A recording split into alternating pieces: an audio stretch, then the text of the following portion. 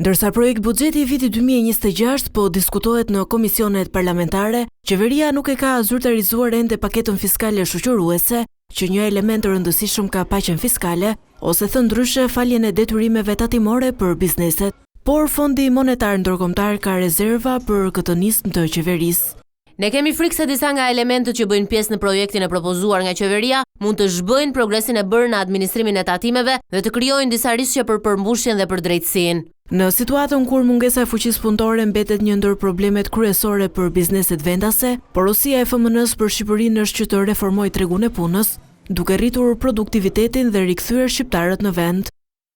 Rritja e produktivitetit është kyç. Nëse Shqipëria është e aftë të rrisë produktivitetin, mund të zbusë efektet negative të emigracionit dhe mund të çojë në një situatë që njerëzit të kthehen në vend. Janë disa fusha ku mund të ndërhyet, si për shembull, arsimi dhe formimi, forcimi i kapitalit njerëzor përmes digitalizimit të kurrikulave në shkolla, përgatitja e mësuesve me më shumë mundësi për trajnime.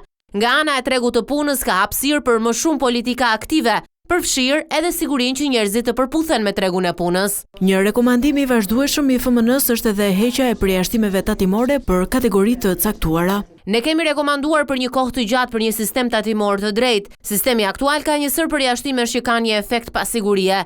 Kemi kërkuar që të vetpunësuarit të tatohen me tatimin mbi të ardhurat personale. Kemi një rekomandim për eliminimin e taksës zero për bizneset e vogla dhe së fundmi kemi kërkuar edhe modernizimin e sistemit të TVSH-s, duke reduktuar trajtimin preferencial, harmonizimin e pragjeve dhe harmonizimin me legjislacionin e Bashkimit Evropian. Ministria e Financave është duke rishikuar të gjithë kuadrin fiskal në mënyrë që ta përputhë këtë kuadër fiskal me direktivat dhe kërkesat e Bashkimit Evropian.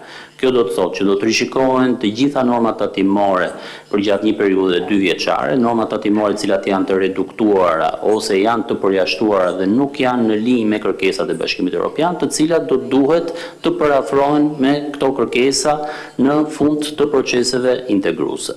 Guvernatori Gendseko nga ana tjetër tha se ekonomia shqiptare do të vijojë të rritet me të njëjtat ritme dhe se inflacioni do të kthehet në objektivin e Bankës së Shqipërisë gjatë vitit 2026.